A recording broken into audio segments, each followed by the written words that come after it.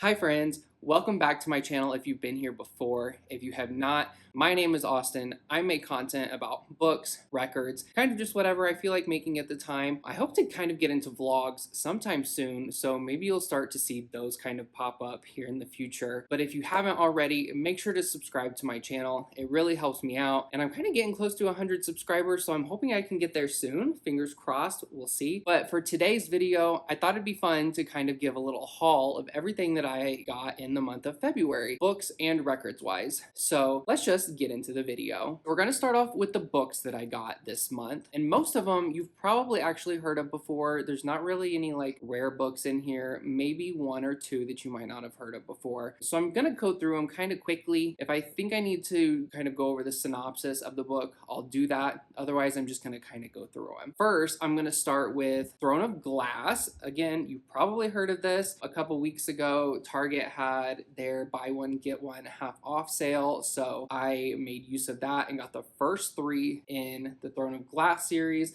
Assassin's Blade, Throne of Glass, and Crown of Midnight. Don't worry, I did get a fourth book. I'll go over that in just a second. But I'm really excited to start this series soon because I've seen so many people talking about it recently, and I'm just hoping that it's as amazing as everyone says. I've actually thought maybe about doing a whole video of me just reading this entire series. So if that's something you'd be interested in seeing, leave a comment down below because I would definitely do it. The next book I got with that buy one get one half off at Target was A Little Life. This one is supposed to be super sad, and honestly I'm kind of here for it. I love a good book that can make me cry, can make me sob, can make me feel all of the emotions. So I saw this one at Target and I was like, yep, that one's coming home with me. And if you don't know what this one is about, I'll read the synopsis for it. A Little Life follows four college classmates broke, adrift, and buoyed only by their friendship and ambition as they move to New York in search of fame and fortune. While their relationships, which are tinged with addiction, success, and pride, deepen over the decades, the men are held together by their devotion to the brilliant, enigmatic Jude, a man scarred by an unspeakable childhood trauma, a hymn to brotherly bonds,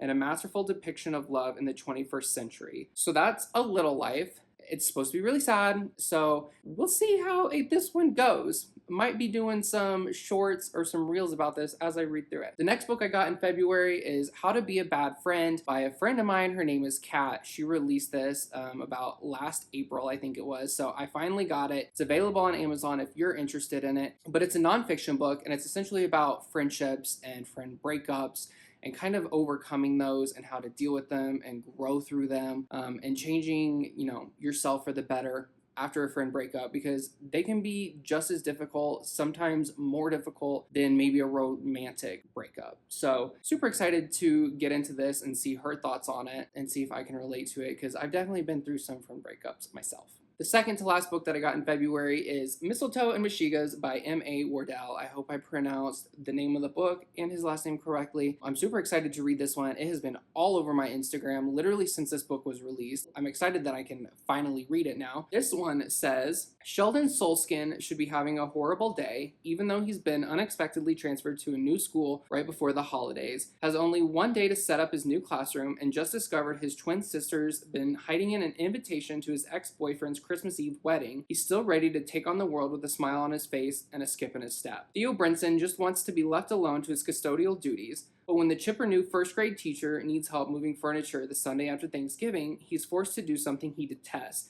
help. To make matters worse, Theo's overbearing parents are coming for Hanukkah in a few weeks, and he's told them he has a boyfriend, except he doesn't, because who would want to date an oaf like Theo? Working together, these opposites discover they might be able to help each other out. Agreeing to be each other's dates, they become friends as they practice for their upcoming events. But when all the rehearsing starts feeling a little too real, and both men's past come roaring back to haunt them, will they be able to pull off the ultimate holiday masquerade? Sounds pretty intriguing to me. Again, I've seen this all over Instagram and people have been raving about it, so I'm excited to get into this one as soon as I can. And then the last book that I got this month is Out of Touch by Michael Serres. I'm not sure how to pronounce it. I apologize. This is one that I've seen all over Instagram for quite a while now too, and then I placed an Amazon order, added it to the cart, found its way there. Sometimes that happens.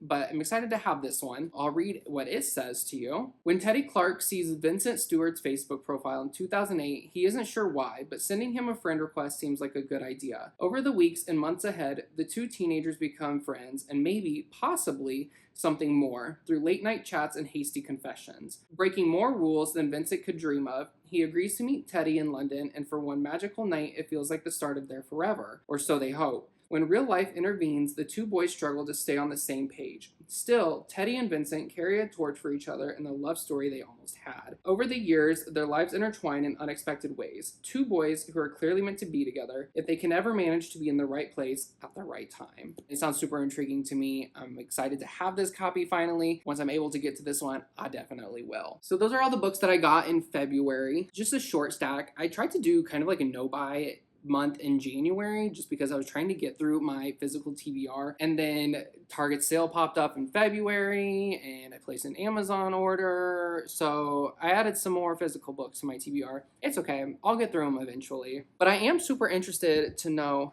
what y'all think about The Throne of Glass, because when I say that this book has been everywhere, I'm talking everywhere. Instagram, YouTube, TikTok, like these books have been everywhere. So if you want to see me do a whole video just kind of reading this series, leave a comment down below. It might not be out for a while because I'm kind of a slow reader and I know there's several books in this, but just let me know. And also while you're at it, let me know if you've read this, where you think Assassin's Blade fits in. Because I've seen some people say it goes at the beginning, it kind of helps get you into the whole world. Maybe it goes after Throne of Glass. Sometimes they say to read it like third. So let me know your opinion on that.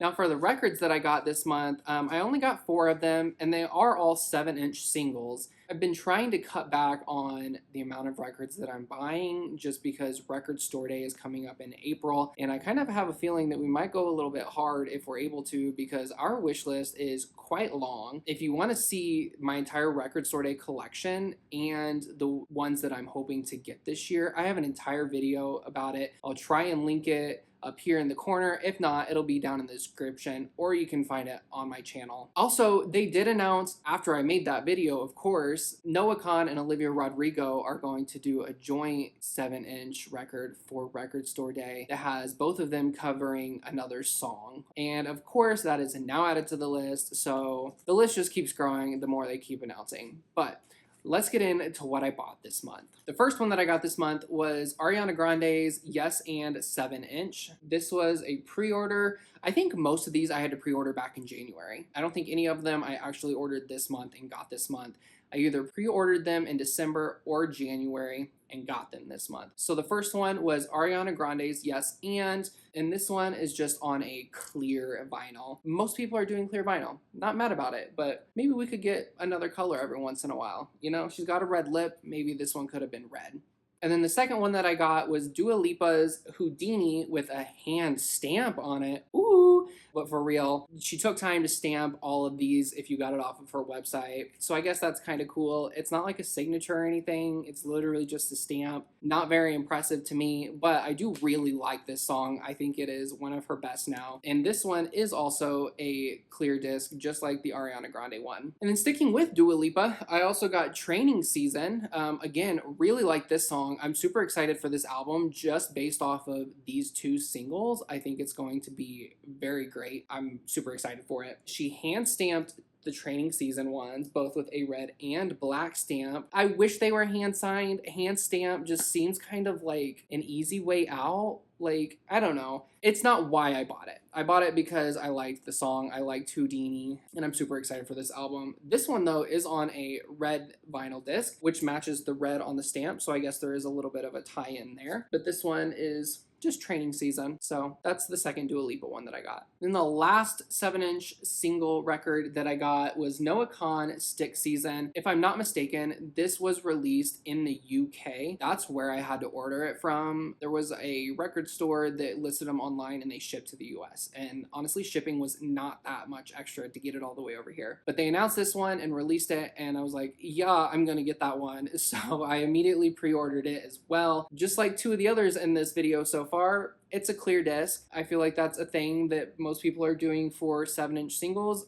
I wish there was a little bit more creativity in these, you know, with the whole like fall vibes of the entire album. Maybe it could have been some sort of fun brown. I know he's pressing Stick Season on brown, so that could have been a fun tie-in. I feel like clear is just the normal now, so not much special to it. But this one does have not just Stick Season, the normal version, but it also has Stick Season, a live lounge version, and Northern Attitude with Hosier. So very excited to have this one because all those songs, the versions of them, I love them. So that is my haul for February as far as both books and records that I got. I know it's probably a short video. I didn't get a whole lot this month. Again, I've been trying to dial back what I've been spending on stuff, trying to buy books as I'm reading them so I don't have like a huge physical TBR stack up, and also just trying to cut back on records until record store day. So that's all I have for this video. Next week, I will be sharing my what I read in February 2024 video where I review the books that I've read this month. So stay tuned for that. Make sure to like this video and subscribe. It really helps me out. Let's see if we can get to 100 subscribers soon. And I will see you all in the next video. Bye.